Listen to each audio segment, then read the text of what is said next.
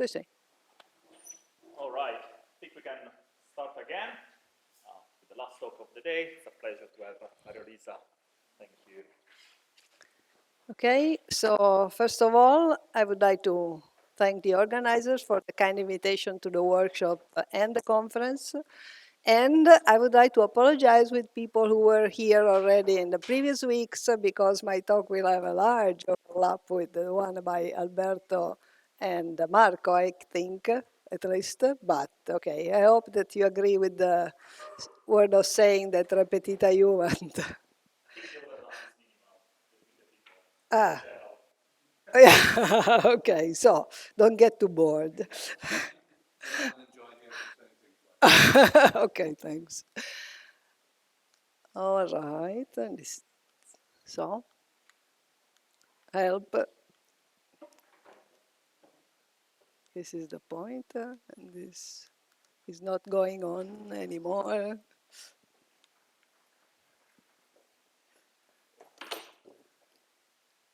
Yeah, because maybe it was stuck for a while. No. Okay. Okay, so this talk is mainly based on a series of papers that we did, our group in Torino, with Alberto Lerda, Marco Billò, Paolo Vallarino, who is our PhD students, and Alessandro Pini, who is now in Berlin, and Francesco Galvagno, who is here in the audience from Queen Mary, in different combinations. But of course, there is a vast literature, as you also heard from the previous talk, so I hope that I will give proper credit to everything, but in contrary, just I'm sorry. Okay, so I think we agree that perturbation theory is one of the few universal tools to explore quantum field theory. But however, to fully understand deeply an interacting quantum field theory, it's obviously necessary at a certain point to go beyond perturbation theory and eventually explore also the strong coupling regime. This is in general for generic theory, as you all know, a very difficult task, but whenever there is a high amount of symmetry, in particular of supersymmetry, significant progress can be made. And in the last year, these were achieved thanks to the combined use of new tools, let's say, new and old tools like integrability, localization, holography. So this was in fact the case, for instance, of N=4, super young meals, where several exact results have been obtained over the years, for instance, concerning 2 and 3-point functions of protected scalar operators, vacuum expectation of Wilson loop and scalar operators, and more recently, about it was possible to get exact results for integrated 4-point function of superconformal primaries. So obviously the techniques that one uses to weak coupling and strong coupling are in general very different.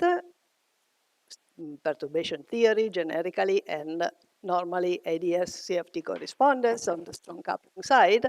But in some cases it's possible to take one of these expressions and derive from that, extrapolate that, and obtaining an exact expression that reduces to the expected results in the two limits. For instance, just let me make an example. In N=4, if one computes the so-called structure constant that are the 3-point function of normalized scalar operators, these are simply constant. And so the exact expression is that constant, as it was shown many years ago. But on the contrary, if you compute vacuum expectation value of circular Wilson loops, the exact expression is a non-trivial one. It's given in terms of a modified Bessel function of first kind. And that was, I think, derived by extrapolating by resumming the weak coupling expansion and then found to agree with what was found on the strong coupling side. So what I will try to do is looking for similar results in N=2. This is obviously much more difficult. But I will show you some examples in some particular class of n equal to theories for which some exact results can be found. And moreover, one can check them against some explicit ADS CFT calculation, using ADS CFT with holographic calculation directly on the strong side. Okay, so the theory I'm going to study are circular quiver gauge theories. In principle, I could take a system with m nodes, whose gauge group is the direct product of m copies of SUN. But just for simplicity, during the talk, I will discuss the case m equal to. All the things that I will be saying are valid also in the general case, but the notation becomes a little bit more cumbersome, so I stick to the m equal to case. So the plan of the talk is rather simple. I will try to first investigate local observables, deriving these results, and then studying their strong coupling expansion. And then I will, if I'm hoping to have time, I will discuss some few examples about integrated correlators.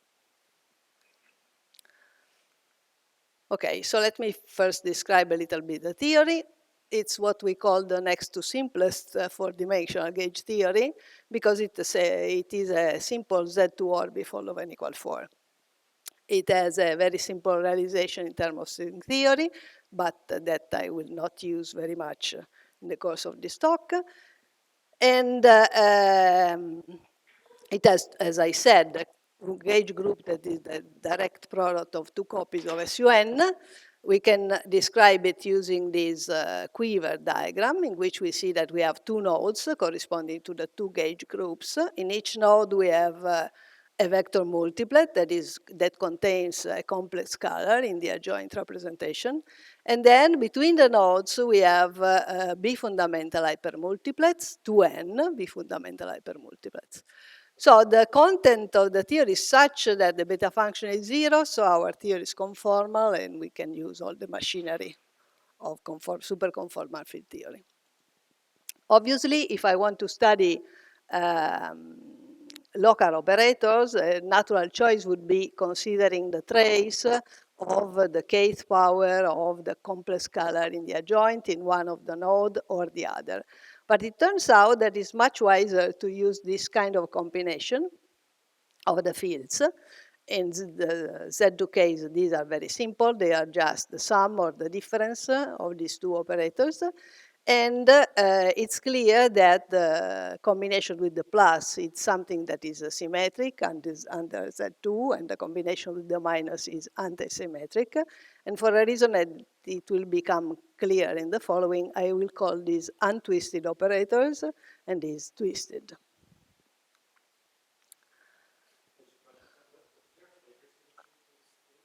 Sorry?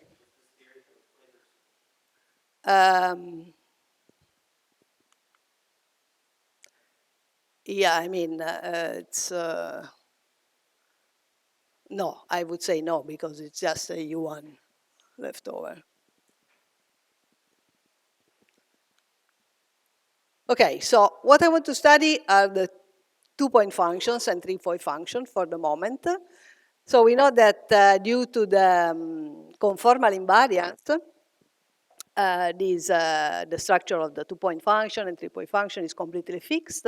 And what is really meaningful actually are the so-called, as I said before, structure constants, that is the normalized 3-point function.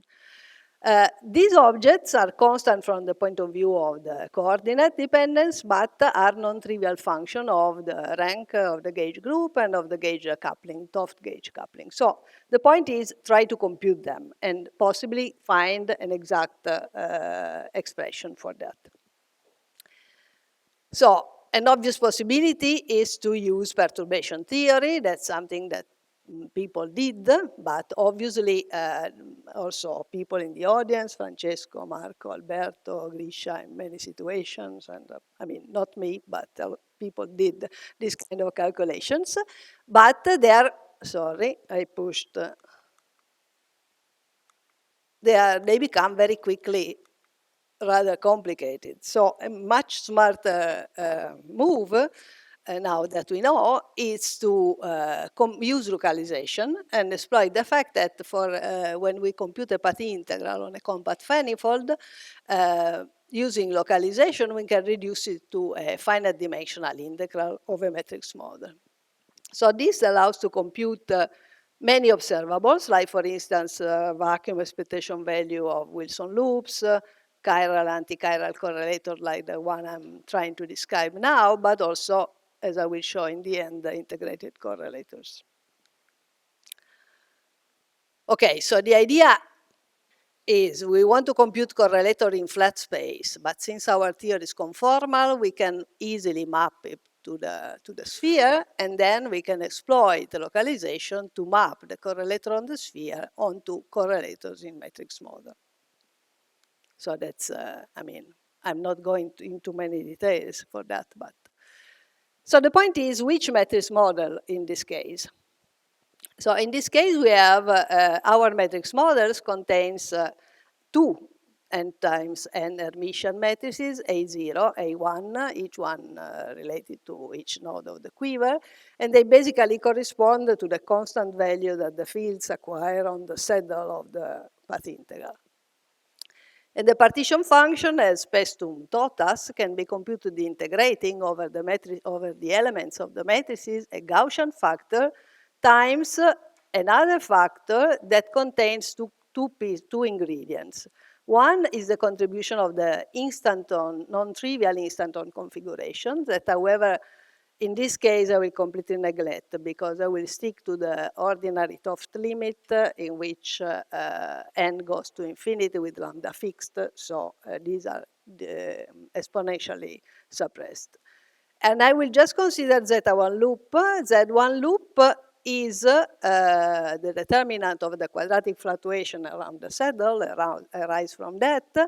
And it turns out to be a combination of traces of the matrices done in this way, in this particular case, and can be interpreted as something that generates an interaction, an effective interaction for the elements of the matrix model. So we can see the matrix model as something which has a quadratic term, standard quadratic term, plus an interaction that's obviously completely non-trivial. Given its expression, it contains infinite contributions.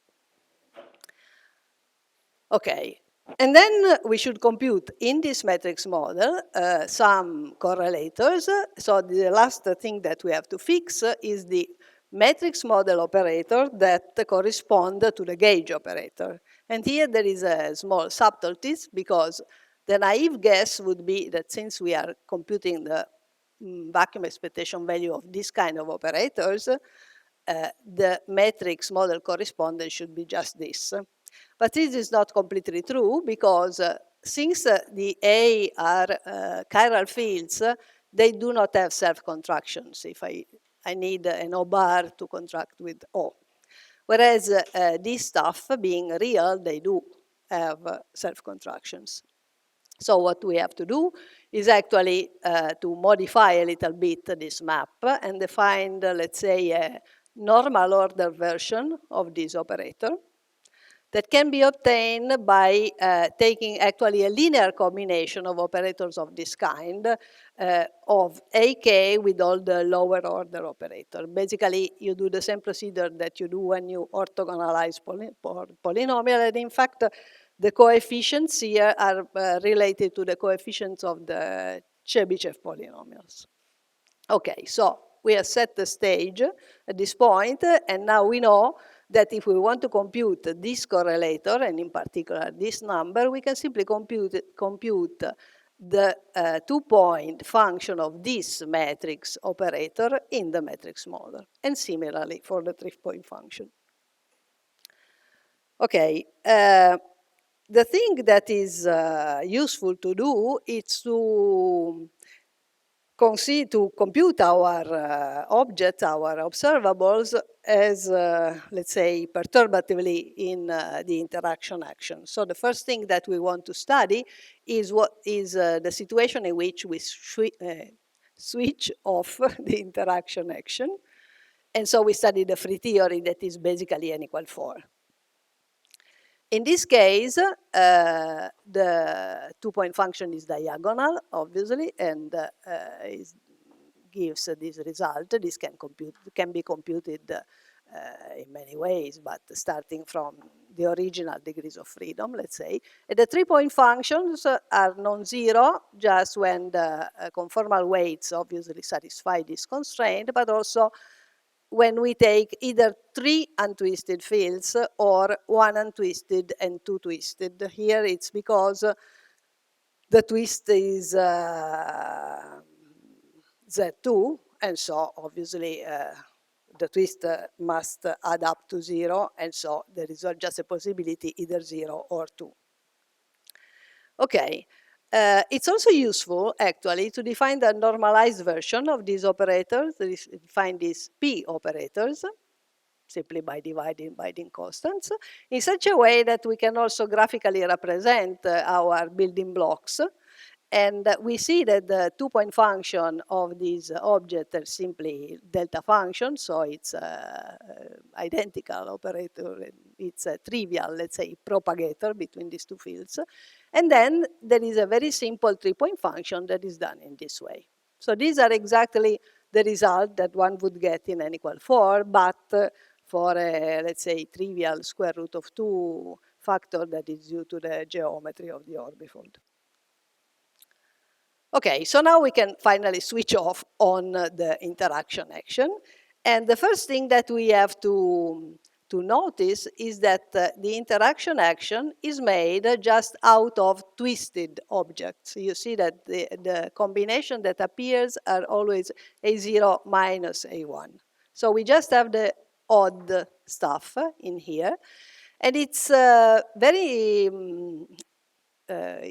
nice to see that if you change variables and instead of writing as int in terms of the original traces, you use this operator P that we have just defined, the interaction action turns out to be a, let's say, simple quadratic form in the P's.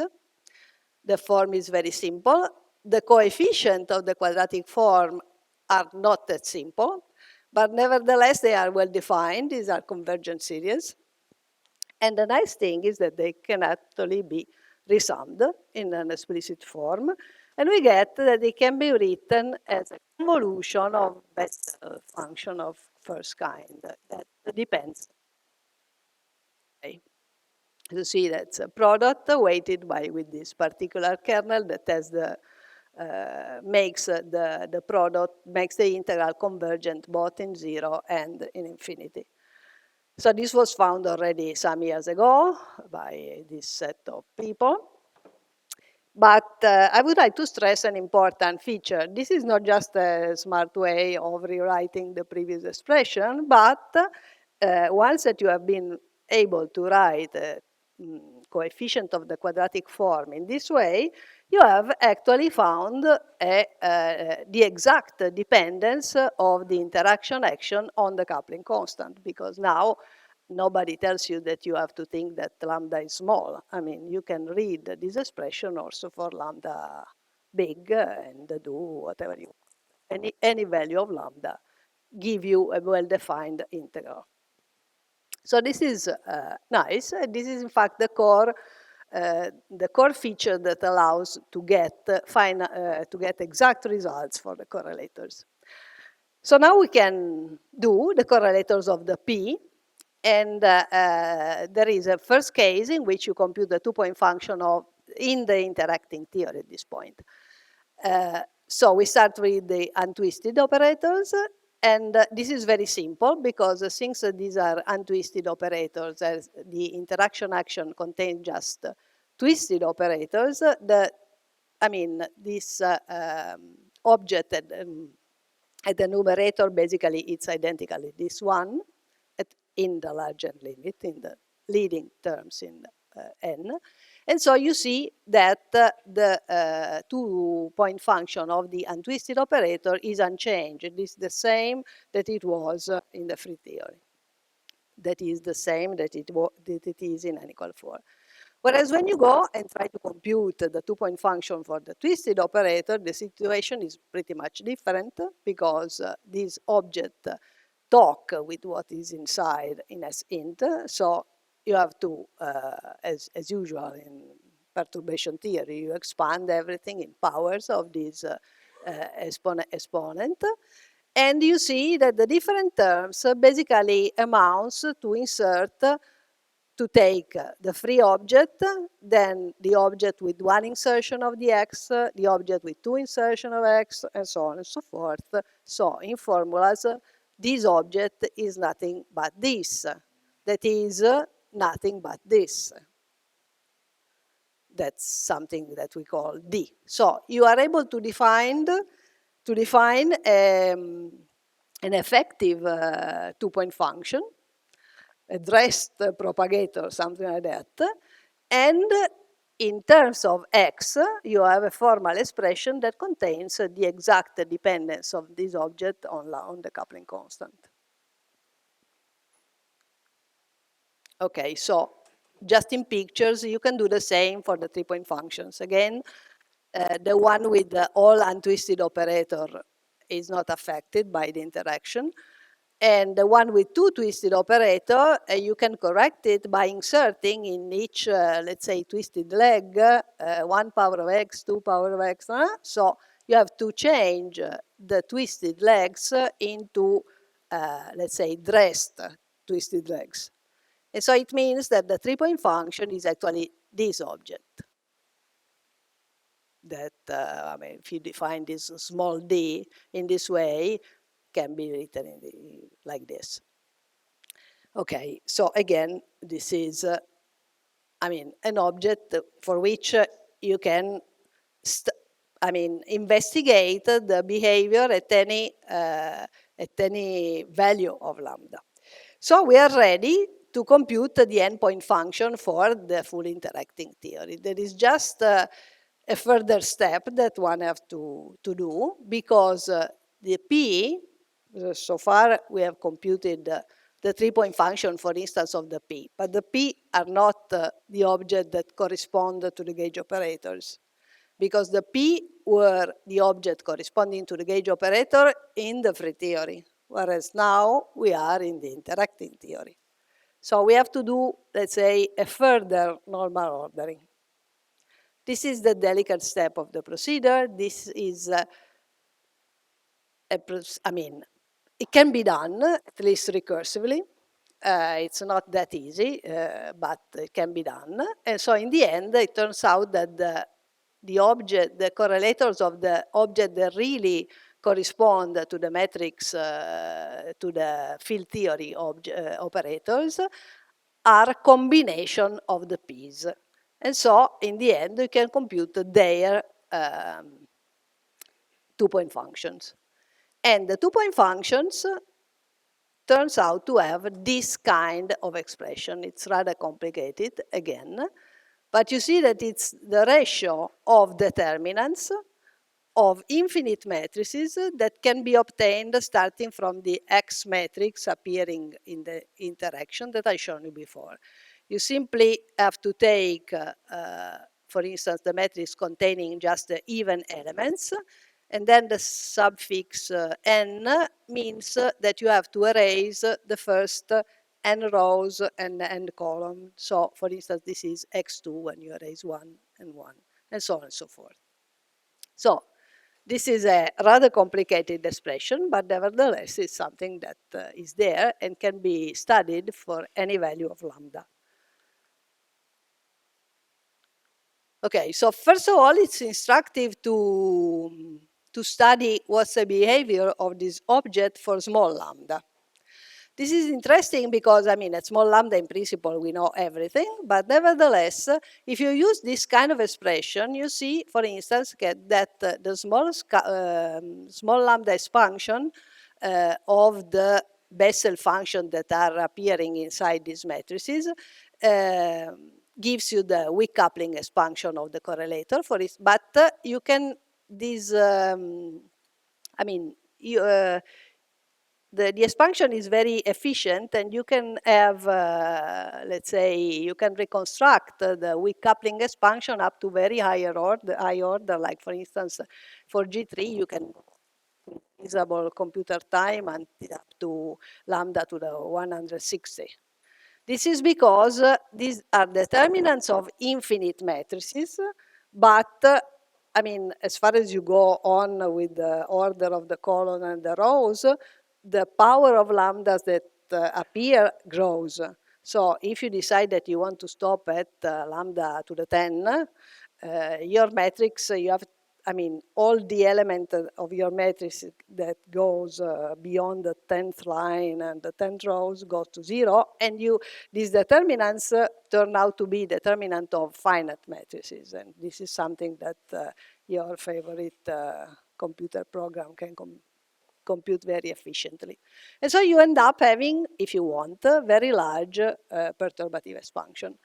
From this very large perturbative expansion, you can do many things, and most of all, you can do numerical large lambda approximation with Padé or other things, Monte Carlo, whatever.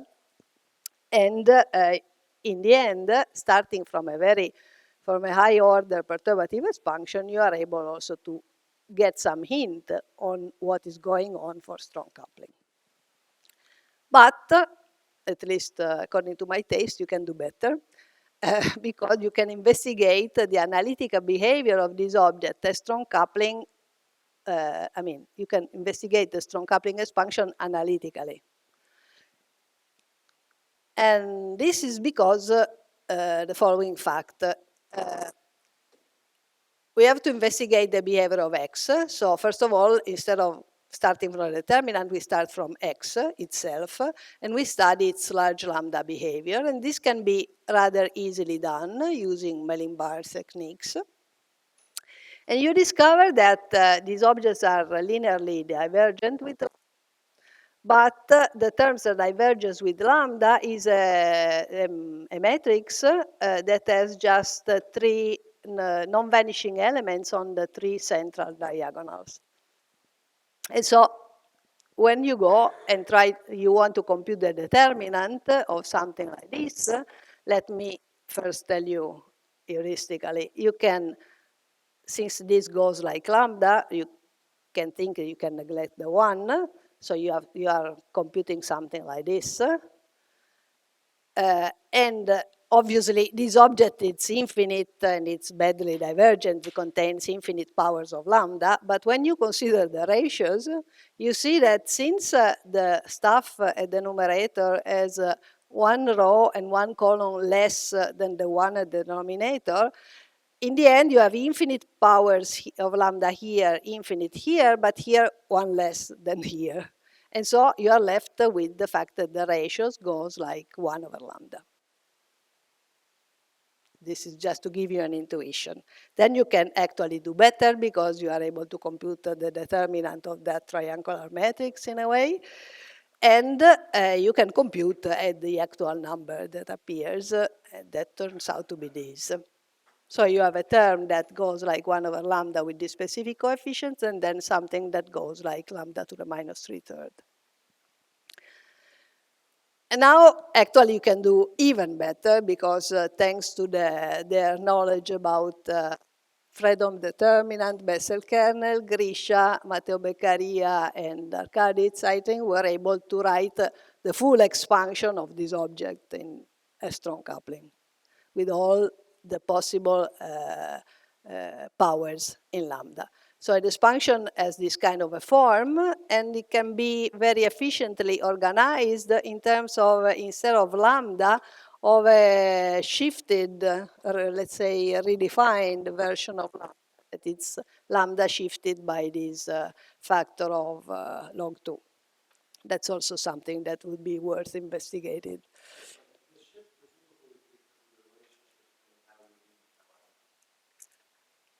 Well, that's not completely clear. I don't think it's just that. It's must be, I mean, this is not my work, it's Grisha, but I think that the reason is not just this kind of thing, but it's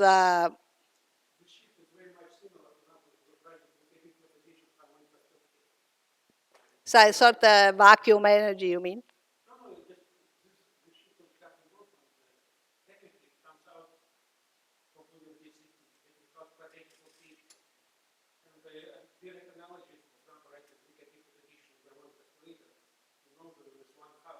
Yeah, yeah, that.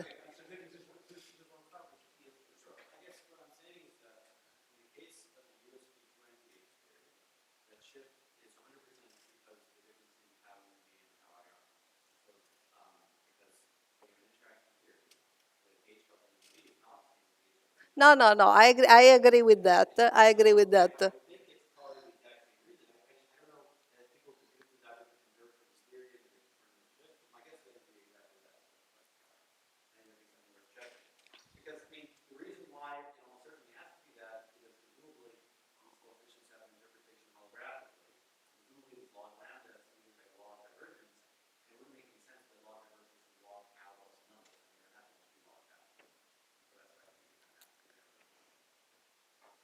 Can be. I mean, let's say that for the moment, I haven't, I mean, let's say exploring the gravitational side of the thing is one of the point that I have in the conclusion, but so far I haven't studied too much on the thing. I mean, it's pretty surprising to me, it's still rather mysterious, but okay. I have to say that I'm not completely expert of these things. You see, but there is a sort of leftover, however, of the relation between lambda and lambda prime, however. Okay, so this is the strong, using the function of the determinant, it's possible to find the complete expansion of the two-point functions in this way. Okay, so the same can be done for the three-point function, and the calculation is very much, can be done in general, but the calculation is further simplified when you observe that in these particular cases, there is an exact word-like identity between the two-point functions and the three-point functions that can be expressed in this way. The three-point function of this operator can be given by acting with this operator on the two-point function. And so if you use this, knowing the complete strong lambda expansion of this object, it's very easy to recover the strong coupling expansion of the structure constants that turn out to be this. This at weak coupling, that is what we expected.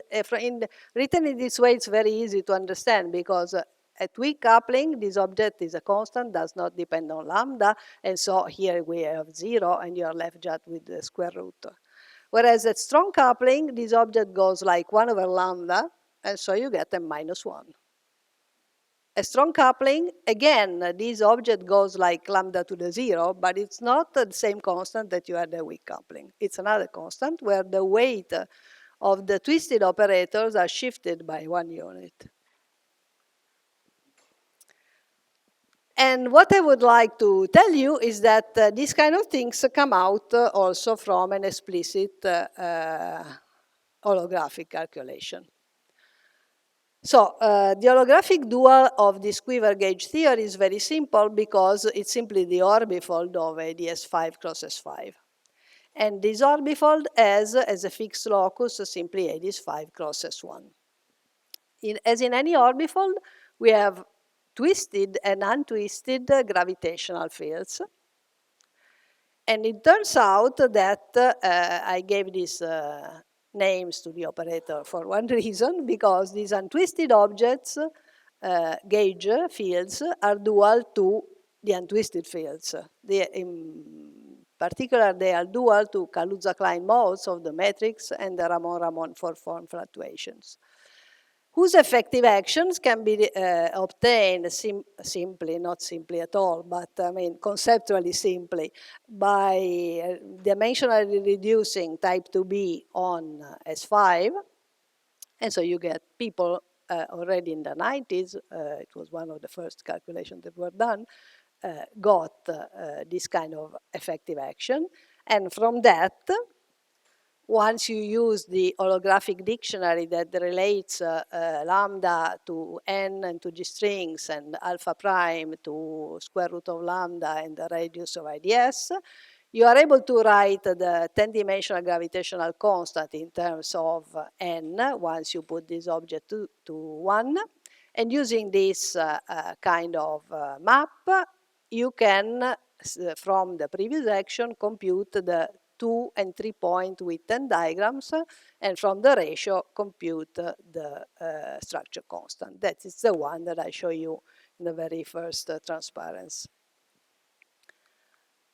But the same can be done in the case of twisted operators. This time these objects are dual to Kaluza-Klein modes of the twisted scalars that are objects obtained by wrapping the Ramon-Ramon and Neves-Schwarz two forms on the exceptional cycle of the orbifold. So these objects already live in 6 dimensions on the fixed locus ADS5 cross S1. So first you start from type 2b, you compactify on the exceptional cycle, and you get the 6-dimensional action for these objects, and then you further compactify on reduced dimensionally on S1, and you get this kind of effective action, part of which was derived in the 90s, but we managed to fix this trilinear coupling between the two twisted, and one untwisted field. Let's observe that the object in front is not the 10-dimensional gravitational constant, but it has these extra powers of alpha prime. So once you use the gauge gravity dictionary, you are left with some powers of alpha prime that becomes a 1 over lambda in gauge object once it's written in terms of gauge quantities. So both the 2-point functions and the 3-point functions that are obtained from the Witten diagram that uses the previous action have this 1 over lambda that cancel, but the coefficients are such that in fact you reproduce the result that I've shown you before. And this is, I think, very interesting because it's an explicit check of the ADS-CFT correspondence, but in non-maximally SUSY setup. That's something that it's not so easily done. Okay, so I would like to make an observation. I mean, we heard the previous talk. It was much more, concentrated on the gravitational aspects. I want just to mention that once that, sorry,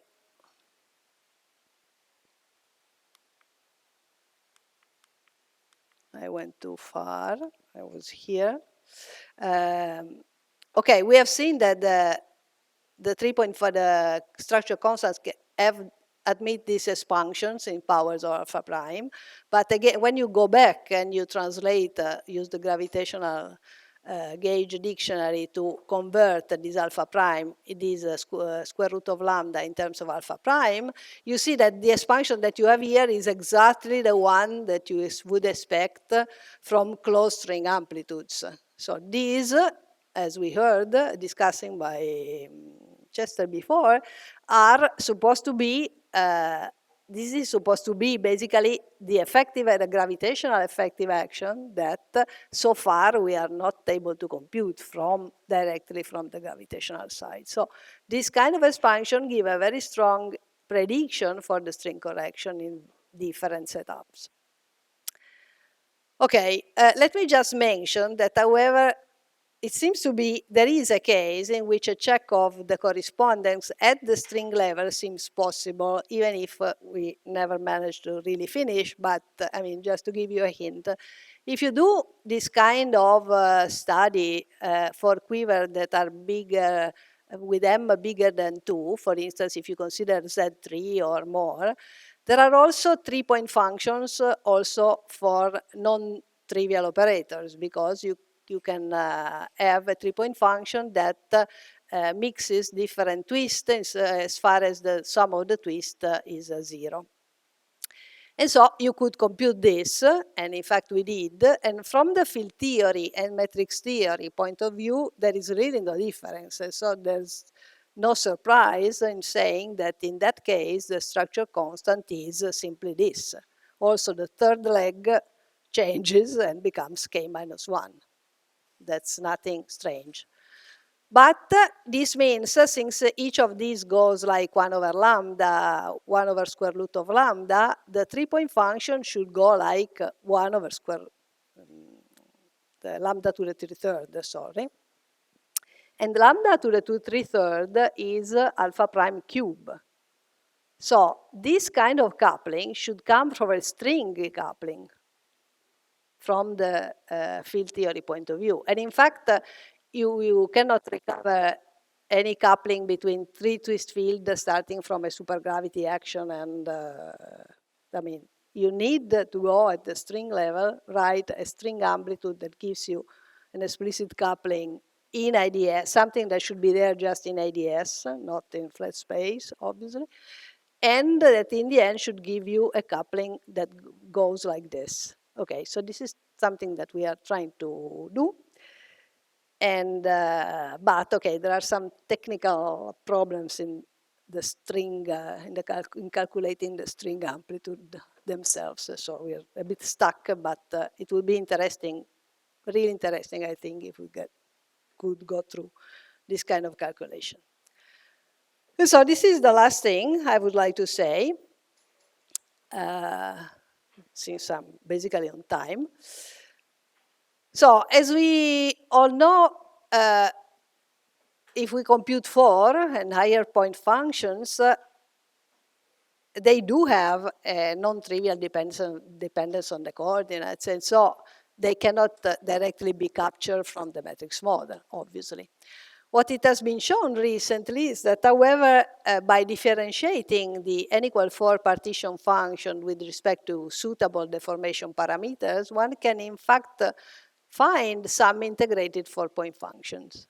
And in particular, by considering the deformation that arise by giving mass to the hypermultiplets of n=4, that are in the adjoint, obviously, one have non-trivial result for this kind of correlators and this kind of correlators. This is something that has been done by a lot of people in the audience. They are much more expert than me, so I'm not going to enter into many details.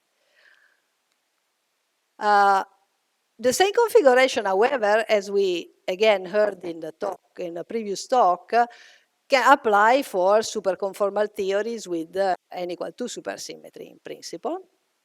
And we try to do something with the same Z2 orbifold theory that I discussed in the previous slides. So the idea is that we take our orbifold theory and we give mass to the bifundamental hypers. In that case, the matrix model acquire extra interaction terms that depend on the mass. Z1 loop at this point is not just something independent, but it contains a dependence on M and can be written as an expansion in powers of M square of this kind.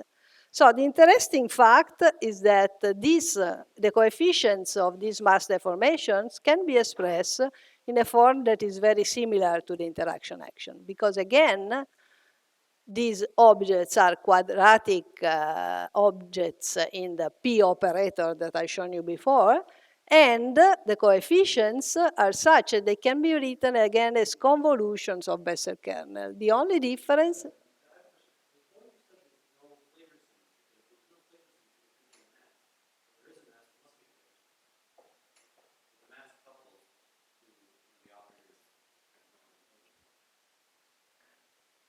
Yeah, so sorry. Yeah, the idea is that you have these bifundamental hypers, and to that, I mean, normally, to me, it's always very illuminating if I consider the brain picture. I mean, you have, instead of having the set of, the two sets of n brains at coinciding point, you can split them a little bit in such a way that these objects that are stretched between the two different sets acquire an effective mass. There is a vacuum expectation value for this thing that acts as a mass.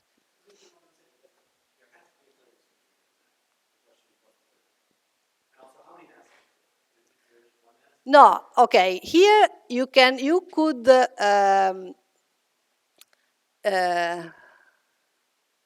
sorry, because actually I was cheating a little bit. I did the calculation not exactly for the orbifold, but for the orientifold or the orbifold, but it's the same in this case. So in the orientifold, you have an hypermultiplet that is in the symmetric and another one that is in the antisymmetric, and there you can give different masses to the two things. However, you can show that the contribution that depends on the difference of the mass are subleading in n with respect to the one that are correspond to giving the same to the sum of the masses. And so in the end,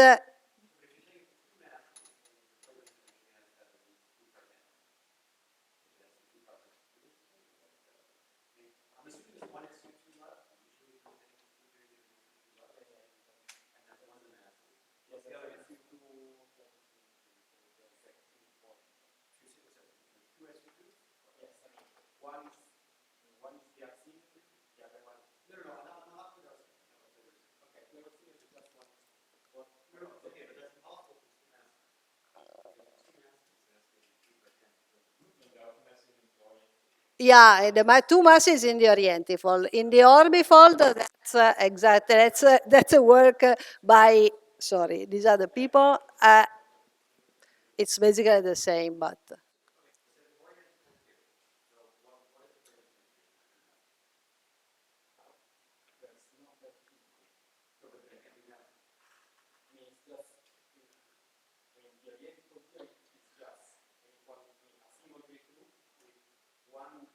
Yeah, and one antisymmetric.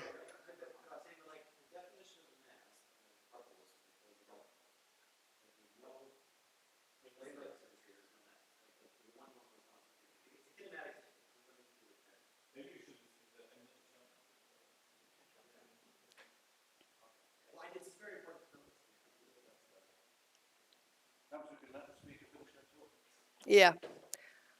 All right, sorry, I got lost a little bit. So my point, okay. So I was here. Okay, what I was trying to point out is that this kind of operator is pretty much similar to the one we have discussed before, though you have a different kernel.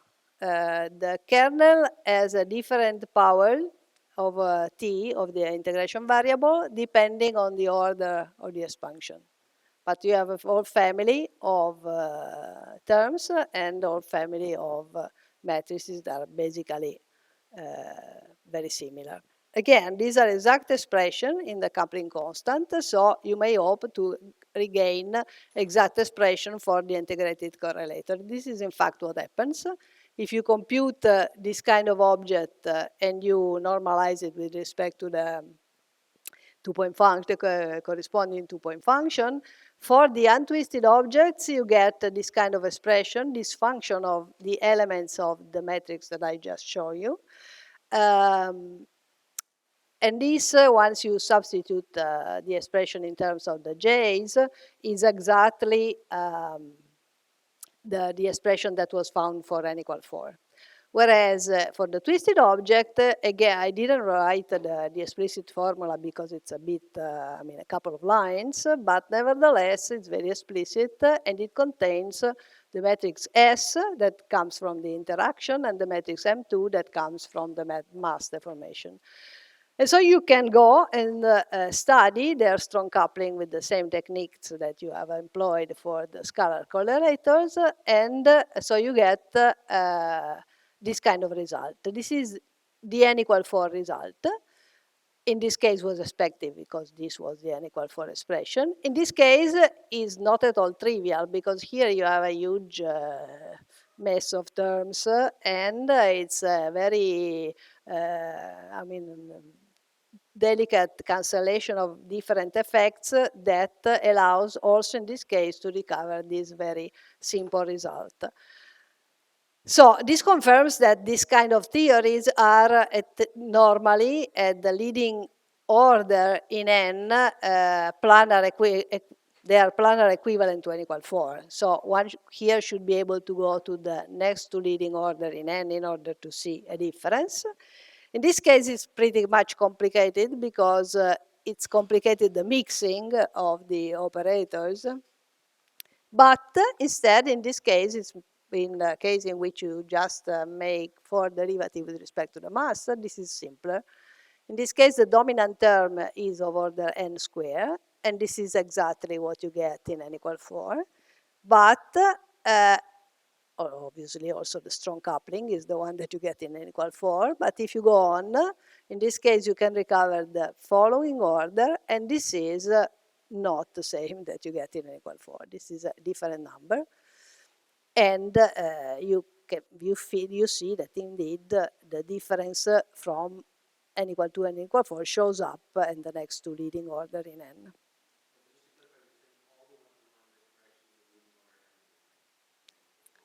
No, not always, but in most of the cases, you compute the leading order in n and you find the same result as in n equal 4, and you discover a difference. For instance, it's not true, what I said, it's not true in the case of the 2 and 3 point functions correlator. There, if you compute the correlators of the twisted field, you already see the difference from n equal 4 in the leading terms.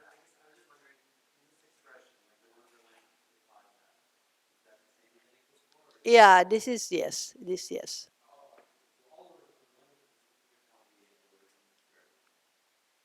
Yeah, the term says square, but it's not, not just it's this.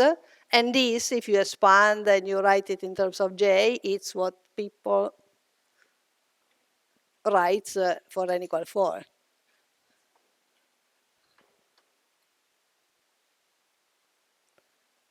They write more, actually, because they write also the subleading terms in n. But then, if you go to the subleading order in n here, when you have the operators going to subleading orders in n, there is this problem of the mixing, because at leading order, you can, let's say, orthogonalize the operator just using single traces, whereas if you go to the subleading, you have to start considering multiple traces operator. It becomes very much complicated. Whereas here, you don't have this problem. Everything is expressed in terms of this P, this free object, let's say. Okay, so this is everything. Let me just conclude by saying something. Okay, we have exhibited a few examples of exact expressions, and we have studied strong coupling, their strong coupling behavior analytically. So there are some obvious perspectives. Then, first of all, trying to extend the class of theories for which this result could be obtained. For instance, changing the representation of the hypers, one could study super QCD, that so far has been pretty much resistant to this kind of this attack, or study different gauge groups going into the direction you were discussing before. Then,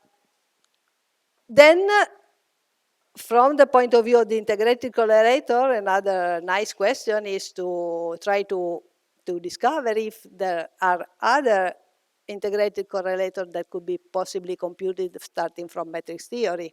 And here I'm thinking, for instance, to the paper of Song Kao last year, in which he found an expression in terms of Bessel function of generic correlators.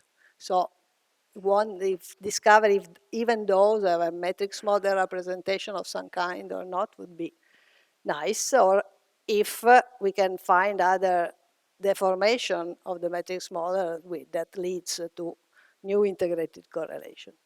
So these are the, let's say, standard kind of thing you could think of. Then there are others that are connected to the more systematically exploration of the structure of the asymptotic series of strong coupling. First of all, I think that checking other prediction of localization beyond the planar limit with holographic calculation would be nice. And then going to the direction that the previous talk was doing, that is explore the implication of these higher order terms for the effective string theory actions. And then also very much interesting would be finding the structure of the non-perturbative exponentially small correction that may reconstruct a resurgent transitive structure for these observables if it's there. And this I leave it to the expert. But let me finish with a somewhat technical observation, but that I find very intriguing. We have seen that the exact form of the observable that I discussed are all written in terms of this Bessel kernel with different kernels, chi. But the same happens not just to the things that I discussed here, but to many other observables, like for instance these. So this formalism seems much more general than it seems at first sight. So I think it would be really nice to uncover the general structure that is behind this fact. And that's it.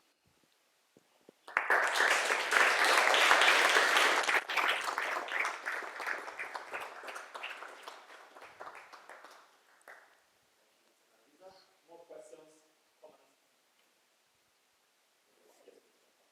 Here for these Bessel kernels at the end that you denoted by I think you had in your talk an example with the good old exponentials and an additional monomial t to the power 2n. Yeah. So two questions on this. Are you aware of further generalizations that are not of the polynomial t to the 2n form? Yeah, for instance, there are others. Again, Grisha and collaborators did a list of the things that were used. If I remember well, for the Kasparov dimension, it was a kernel that was just e to the t over e to the t minus 1 without the square. But then there are others that I don't remember. Yeah, but it's fun that, I mean, at the very beginning, I was convinced that the kernel was a sort of typical to the theory. Whereas, okay, here it seems typical to the theory, but also some twist connected to the observable in a way. For instance, in this mass expansion is really fun because there's, I mean, it's, let me find it. You write a Z1 loop with, it's here, Z1 loop in terms of this Barnes G function, and you make the expansion. In the end, you have the log of something. And you basically have, in order to write this expansion, make further derivative of the object. And as far as you differentiate the operator that you have, you simply pull down extra powers of this variable t. And so it means that the kernel is always the same times extra powers of t. If you write it in terms of sinh, it's even more nice. So it's always the same theory, but you have different kernels. They are very similar to one of each other. There are situations in which, but however, in the same theory, and more recently we also find some example in which here you have a plus. That means that it's something that is connected to the eta function instead of the zeta function. Just a trivial analytical part. Leaving aside the really interesting part, the Bessel functions. Yeah. What you have is an inverse sine, 1 over sine. Yeah, yeah. And one of them sine squared is one of the classical weights in Ramanujan's Yeah. identities. Yeah, So yeah. you're taking something Ramanujan would have recognized 1 over sine squared with a decimal. Yeah, in fact, that's me. I mean, most of the people use that kind of notation because it's more suggestive. I mean, I normally, for doing calculation, I prefer seeing the exponential, so I write it in this way. But Okay. Yeah. No, that's, I mean, it's a kind of thing that makes the integral convergent because it has the right property, but okay, it seems to appear in an ubiquitous way in this kind of problem. So far, I haven't understood the reason. I think that Grisha in his talk will share his wisdom on the subject, but I find it, from, let's say, mathematical point of view, a very intriguing question. Just what you're saying, that what you have shown in the very first slide, that you need some circle and some kind of proceeding. It's also put the body from the same edge, like Ah, okay. So what I'm saying here is one, if you just take all results which are known in the first year, it needs principle exact formula, but almost be obtained from this matrix is a process adjustment to the kind of. Ah, okay. For example, just to use this expression for correlation function with a compound derivative with Wilson loop. Yeah. Given by the Bessel function is something that just I don't know. Yeah. Probably still. Yeah. Here skip completely the chapter about Wilson loops because for obvious time reason, but many of the things I've said can be extended to correlators of Wilson loop and in presence of Wilson loop. So. So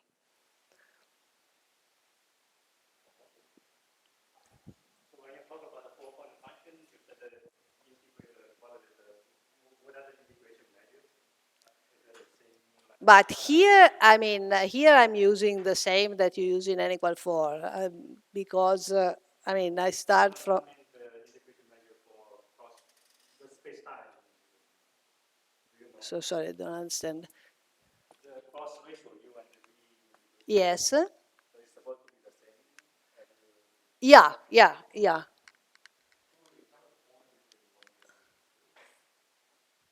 Sorry, but yeah. The idea, I think, is that the kind of reasoning that you do for defining the measure, for deriving the measure, it's, I mean, related to supersymmetry and conformal invariance and goes through in the same way in one model and the other. Do people know about the correlator, the prime integrator correlator, like the derivative loop? I wouldn't know. I don't think, yeah.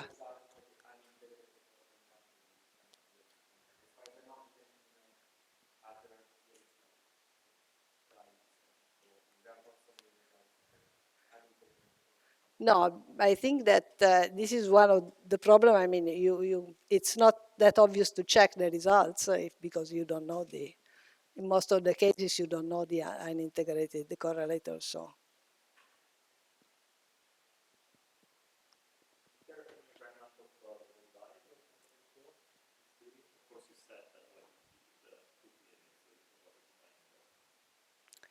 Yes. I don't know. I think one should study a little bit these kind of things. Yes, because.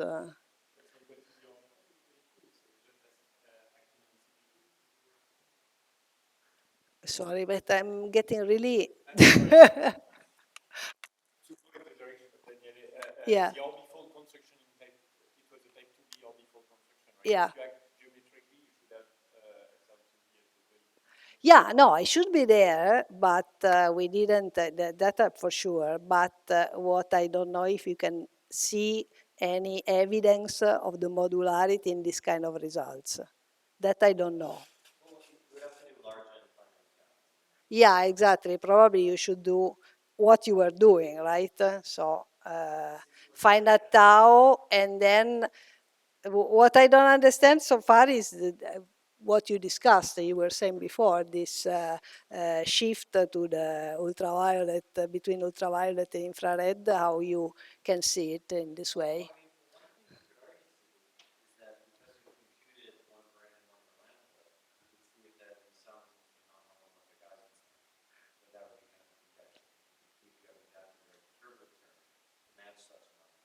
Yeah, no, the difficult point here is obtaining many terms in n.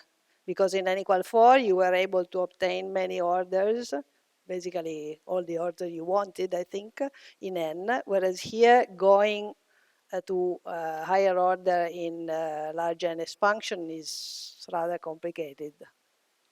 So at most you have a couple of orders, and then I don't know how much you can see from the kind of calculation you were explaining to me a few days ago. So yeah, that would be a way to go. One should find a more efficient way to get higher orders in n.